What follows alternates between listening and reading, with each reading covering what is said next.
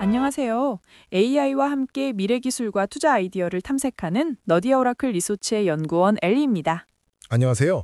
기술을 데이터로 파고드는 누구일까입니다. 오늘 저희가 다룰 주제는 AI 반도체 전쟁, 그중에서도 가장 핵심인 파운드리 시장입니다. 엔비디아의 주가는 하늘 높은 줄 모르고 오르는데 정작 AI 칩은 공급이 부족해서 난리라고 하죠. 맞습니다. 오늘 저희는 이 AI 칩 공급망의 정점에 있는 기업들, 바로 TSMC, 삼성전자, 그리고 인텔의 현재 상황과 미래 투자 전략을 데이터에 기반해 심층 분석해 보겠습니다. 누구일까님, 시청자분들을 위해 먼저 기본 개념부터 짚고 가야 할 것 같습니다. 엔비디아나 애플 같은 기업들이 칩을 만든다고 알고 있는데 파운드리는 정확히 무엇이고 왜 이토록 중요한 건가요? 엘리님, 반도체 산업은 크게 두 역할로 나뉩니다. 엔비디아, 애플, 퀄컴처럼 칩을 설계만 하는 회사를 팹리스라고 부릅니다. 말 그대로 공장이 없다는 뜻이죠. 반면 파운드리는 이 팹리스 기업들로부터 설계도를 받아서 실제로 칩을 생산하는 초정밀 위탁 생산 공장입니다. AI 시대에는 이 파운드리 기술력이 없으면 아무리 뛰어난 설계도도 종이 한 장에 불과합니다. 설계와 생산이 완벽하게 분리된 거군요. 그럼 지금 이 생산 시장, 즉 파운드리 시장의 구도는 어떻습니까? 한마디로 압도적인 독점 상태입니다. 2025년 9월 1일에 발표된 트렌드포스의 최신 자료를 보면 2025년 2분기 글로벌 파운드리 시장 점유율은 대만의 TSMC가 혼자 70.2%를 차지했습니다. 70.2%요? 그럼 2위는 어디인가요? 2위가 바로 삼성전자입니다. 하지만 점유율은 7.3%에 그쳤습니다. 1위와 2위의 격차가 10배 가깝습니다. 인텔은 아직 상위 10위권에도 들지 못하고 있습니다. 70%대 7%라니 이건 경쟁이라고 부르기도 민망한 수준인데요. TSMC는 그야말로 돈을 긁어먹고 있겠습니다. 정확합니다. TSMC는 2025년 3분기 실적 발표에서 분기 매출 331억 달러, 우리 돈으로 약 40조 원이 넘는 기록적인 수치를 발표했습니다. 더 무서운 것은 이 매출의 57%가 AI 칩을 포함된 고성능 컴퓨팅, 즉 HPC 분야에서 나왔다는 점입니다. AI가 TSMC의 독점 체제를 더욱 강력하게 만들고 있군요. 저희 너디 오라클 리서치는 바로 이런 기술 패권의 핵심을 파고듭니다. 오늘 내용이 기대되신다면 구독과 알림 설정 잊지 마십시오. 누구일까님, 그럼 본론으로 들어가 보겠습니다. 70% 독점의 비결이 대체 뭡니까? AI 칩 공급이 모자라서 엔비디아가 칩을 더 달라고 애원하는 상황인데 왜 엔비디아, AMD, 구글 같은 빅테크들은 TSMC에만 줄을 서고 삼성이나 인텔에는 일을 주지 않는 건가요? 여러 이유가 있지만 가장 냉혹하고 직접적인 이유는 단 하나입니다. 바로 수율입니다. 수율이요? 시청자분들을 위해 조금 더 쉽게 설명해 주시죠. 수율이 정확히 무엇이고 이게 낮으면 왜 신뢰를 잃게 되는지 생산 단가와 납기 측면에서 설명 부탁드립니다. 좋습니다. 수율이란 반도체의 원재료인 둥근 웨이퍼 한 장에 칩 수백 개를 찍어냈을 때 그중 결함 없이 정상 작동하는 양품의 비율을 말합니다. 이게 왜 치명적이냐면 2025년 차세대 2나노 공정의 시험 수율 추정치를 비교해 보겠습니다. TSMC의 2나노 시험 수율은 약 60%에서 65% 수준으로 즉시 대량 생산이 가능한 안정적인 궤도에 오른 것으로 평가됩니다. 반면 삼성의 2나노 수율은 현재 30%에서 40% 수준으로 추정됩니다. 60%와 30%. 이 차이가 구체적으로 어떤 결과로 이어지나요? 이제 엘리님이 엔비디아 CEO 젠슨 황이라고 생각해 보시죠. 웨이프 한 장의 생산비가 2천만 원으로 동일하다고 가정해 보겠습니다. 첫째, 생산 단가입니다. TSMC는 수율 60%로 웨이프 한 장에서 정상 칩 60개를 건집니다. 칩 한 개당 실질 원가는 약 33만 원입니다. 하지만 삼성은 수율 30%로 칩 30개밖에 못 건집니다. 칩 한 개당 실질 원가는 66만 원, 즉 TSMC의 2배가 됩니다. 엔비디아 입장에서 삼성 칩은 2배 비싼 겁니다. 둘째, 납기입니다. 엔비디아가 시장에 AI GPU 100만 개를 연말까지 공급해야 합니다. TSMC는 수율 60%이므로 약 17,000장의 웨이퍼만 투입하면 됩니다. 하지만 삼성은 수율 30%이므로 2배인 34,000장의 웨이퍼가 필요합니다. 똑같은 100만 개를 만드는데 2배의 생산 라인과 2배의 시간이 필요하다는 뜻이죠. AI 시장은 속도가 생명인데 납기를 못 맞추는 공장에 수조 원짜리 주문을 맡길 CEO는 없습니다. 이것이 신뢰의 문제입니다. 정말 명확하네요. 수율이 낮다는 건 그냥 더 비싸고 더 느리고 약속을 못 지킨다는 뜻이었군요. TSMC의 강점이 더 있습니까? 두 가지가 더 있습니다. 첫째는 코어스라는 첨단 패키징 기술입니다. 현대 AI 칩은 GPU와 HBM 같은 고대역폭 메모리를 하나의 기판 위에 올려 강력하게 묶어야 하는데 이 패키징 기술과 생산 능력을 TSMC가 사실상 독점하고 있습니다. 이게 없으면 AI 칩이 완성되지 않으니 칩 생산과 포장을 모두 맡기는 이중 독점이 가능합니다. 둘째는 OIP, 즉 개방형 혁신 플랫폼이라는 거대한 설계 생태계입니다.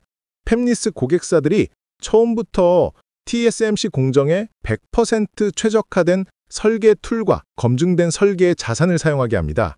만약 엔비디아가 수년간 TSMC에 맞춰 설계한 칩을 삼성 공장에서 만들고 싶다면 칩 전체를 처음부터 다시 설계해야 합니다. 이 막대한 전환 비용 때문에 고객들은 TSMC의 생태계에 완벽히 종속됩니다. 정말 철옹성이네요. 그럼 한때 메모리 반도체 세계 1위였던 삼성전자와 CPU의 왕이었던 인텔은 지금 뭘 하고 있습니까? 이대로 무너지는 걸 그냥 보고만 있나요? 먼저 삼성전자부터 보겠습니다. 삼성 파운드리는 사실상 몰락 수준의 위기를 겪었습니다. 2022년 세계 최초로 3나노 GAA 공정 양산을 발표하며 기술력을 과시했지만 2024년 1분기 기존 수율이 20% 미만에 머무른다는 것이 테크오베다스와 같은 외신을 통해 알려졌습니다. 결국 대형 고객을 모두 놓쳤고 2025년 8월 파이낸셜 타임즈 보도 등에 따르면 2023년부터 파운드리 부문에서 누적 12조 원의 영업 손실을 기록했습니다. 12조 손실이라니. 그럼 삼성의 반격 카드는 없습니까? 있습니다. 삼성은 2나노 공정인 SF2 공정에 모든 것을 걸었습니다. 현재 30에서 40% 수준인 2나노 수율을 2025년 말까지 70%로 끌어올리는 것을 목표로 하고 있습니다. 그리고 마침내 의미 있는 계약을 따냈습니다. 2025년 7월 코리아 타임즈 등 다수 언론은 삼성이 테슬라로부터 165억 달러, 우리 돈 약 22조 7천억 원 규모의 초대형 2나노 칩 계약을 수조했다고 보도했습니다. 2025년 10월 22일 인베스팅닷컴에 따르면 일론 머스크 CEO도 이를 직접 확인했습니다.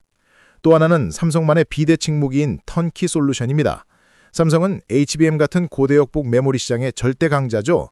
그래서 엔비디아 같은 고객에게 우리가 HBM4 메모리를 공급하는데 그와 결합할 로직 2나노 칩과 패키징까지 한 번에 다 해결해 주겠다고 제안하는 겁니다. TSMC는 HBM을 삼성이나 하이닉스에서 사와야 하거든요. 삼성이 HBM이라는 강력한 무기를 활용해 반격을 준비 중이군요. 그럼 인텔은 어떻습니까? 인텔이 파운드리를 한다는 게 좀 생소한데요? 인텔은 사실상 울며 겨자 먹기로 시작했습니다.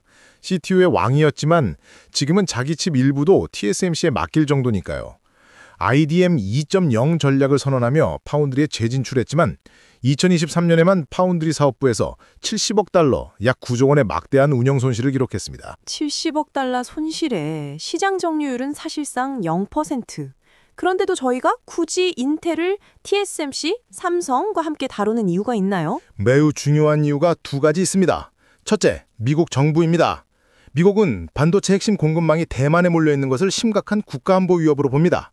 그래서 칩스벅을 통해 자국 기업인 인텔에 78.6억 달러, 우리 돈 10조 원이 넘는 막대한 보조금을 지원하기로 했습니다. 둘째는 뜻밖의 동맹군입니다. 2025년 9월 18일 로이터와 블룸버그 등 주요 외신은 AI 칩의 제왕인 엔비디아가 경쟁사인 인텔에 50억 달러, 약 6.5조 원을 투자한다고 보도했습니다. 또 마이크로소프트 역시 차세대 AI 칩 마이아 3를 인텔 18A 공정으로 개발 중이라는 소식이 세미어큐레이트 등 매체를 통해 알려졌습니다. 정말 흥미롭네요. 엔비디아가 TSMC의 독주를 견제하기 위해 인텔에 손을 내민 거군요. 결국 인텔의 무기는 기술력이 아니라 미국 정부의 돈과 빅테크의 전략적 견제인 셈인데, 하지만 인텔도 결국 수율 문제가 해결되어야 하지 않나요? 맞습니다. 그것이 인텔의 가장 큰 한계입니다. 야심차게 내놓은 18A 1.8나노급 공정 수율이 10%대에서 55%까지 추정치가 엇갈릴 정도로 극도로 불안정합니다. 탐사 하드웨어 보도에 따르면 2025년 3분기 실적 발표에서 인텔 경영진 스스로 상업적으로 편안하지 않다고 공식 인정했습니다. 심지어 최근 SEC 분기보고서에서는 의미 있는 외부 고객이 0명이라는 내용이 알려지며 시장에 충격을 주기도 했습니다. 정말 복잡합니다. TSMC는 독주하고 삼성은 HBM을 무기로 반격하고 인텔은 정부 지원을 등에 업고 쫓아가는 형국이네요. 앞으로 이 구도는 어떻게 될까요? 기술 로드맵 경쟁은 계속됩니다. TSMC는 격차를 더 벌리기 위해 2026년 하반기 양산을 목표로 A16 공정, 즉 1.6나노급 공정을 준비 중입니다. 삼성은 2027년 1.4나노, 인칼도 2027년 14A 공정을 목표로 하고 있습니다. 하지만 엘리님이 말씀하신 대로 이젠 기술 외적인 이슈가 시장을 움직이고 있습니다. 바로 지정학적 리스크입니다. 전 세계 첨단 반도체의 90% 이상이 TSMC의 대만 공장에 몰려 있습니다. 만약 대만 해협의 군사적 긴장이 발생하면 전 세계 AI 산업이 즉시 마비됩니다. 이것이 바로 미국 정부가 칩스법으로 인텔에 보조금을 주고 테슬라가 삼성의 텍사스 공장과 계약하며 엔비디아가 인텔에 투자하는 공급망 다변화의 진짜 이유입니다. 그렇다면 이 전쟁의 승자는 결국 누가 될까요? 역전 가능성을 확률로 따져본다면 어떻습니까? 시장의 분석을 종합하면 이렇습니다. 시나리오 1. TSMC 독주 지속 확률 70%. 시나리오 2. 삼성의 제한적 반등 확률 20%. 시나리오 3. 인텔의 돌파구 확률 10%. 단기적으로는 TSMC의 독주가 이어지겠지만 지정학적 리스크와 추격자들의 반격으로 인해 20%, 10%의 역전 가능성 역시 분명히 존재한다는 뜻입니다. 자, 그럼 가장 중요한 투자 전략입니다. 70% 확률로 TSMC 독주가 이어진다면 그냥 TSMC만 사면 되는 거 아닌가요? 그것이 현재로서는 가장 안전한 투자입니다. TSMC는 2025년 주당 순이익이 40% 성장할 것으로 전망될 만큼 견고합니다. 하지만 저희 투자자들은 70%의 현실이 아니라 30%의 변곡점을 찾아야 합니다. 독주가 무너지는 신호 혹은 주격자가 역전하는 신호를 포착해야죠. 그 역전의 신호들이 구체적으로 뭔가요? 딱 세 가지만 기억하시면 됩니다. 첫째, 삼성 역전의 신호입니다.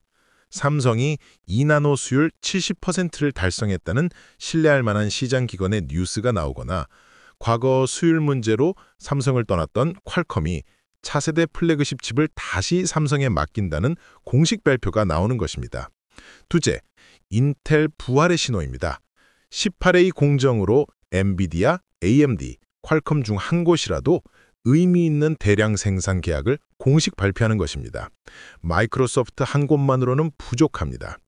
셋째, TSMC 독주 치속의 신호입니다. 이 모든 추격에도 불구하고 애플과 엔비디아가 차세대 플래그십 칩을 여전히 TSMC에 독점 위탁하는 것입니다.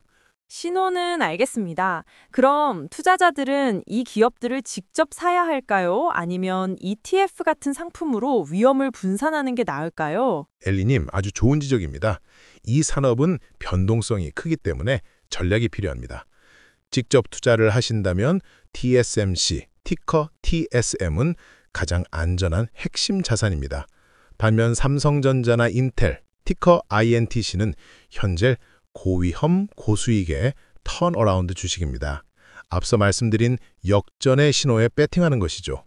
ETF 투자는 개별 기업 리스크가 부담될 때 현명한 대안입니다.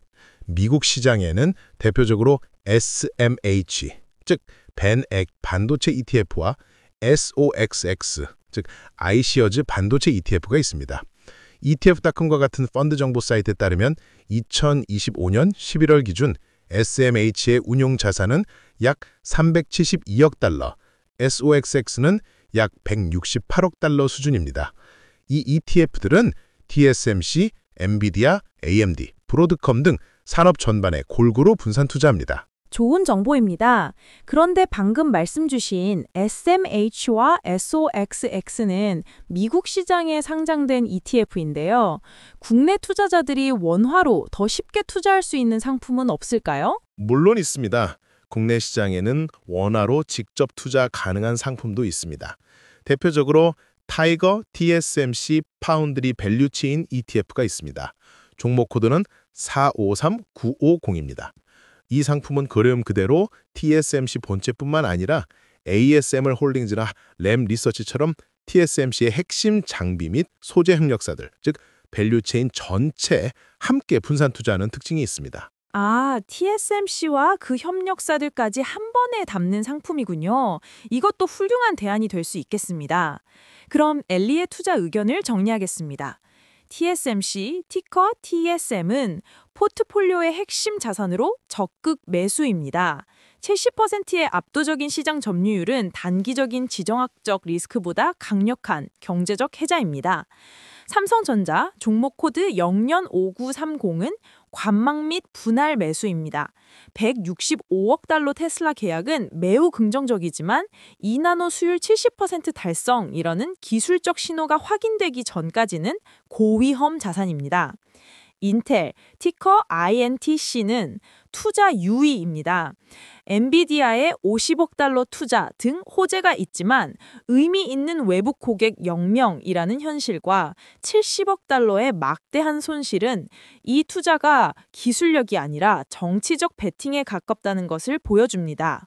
마지막으로 반도체 ETF, 즉 미국 상장 SMH, SOXX 또는 국내 상장 타이거 TSMC 밸류체인 ETF는 개별 종목 선택이 어렵다면 이 ETF들을 적극 매수하여 산업 전체의 성장에 투자하는 것을 강력히 권고합니다. 오늘 AI 반도체 패권을 둘러싼 파운드리 삼국지를 정말 깊이 있게 분석했습니다. 누구일까님, 마지막으로 투자자들이 가져야 할 전략적 시사점을 한 문장으로 요약해 주시죠. AI 반도체 패권 경쟁은 더 이상 단순한 기술 개발 경쟁이 아닙니다. 이것은 기술적 실행 능력, 즉 수율, 생태계 통합, 그리고 지정학적 연대, 즉 공급망 주권이라는 세 가지 전선에서 동시에 벌어지는 3차원 전쟁입니다. 따라서 투자자는 2나노 수율 70% 달성 같은 기술적 변곡점과 콜컴의 삼성 복귀 같은 생태계 변곡점을 동시에 주시해야 합니다. 기술과 정치가 맞냐는 지점, 그 변곡점을 너디 오라클 리서치가 앞서서 짚어드리겠습니다. 오늘 방송이 유익하셨다면 구독과 좋아요, 알림 설정까지 부탁드립니다. 지금까지 연구원 엘리였습니다. 누구일까였습니다. 감사합니다.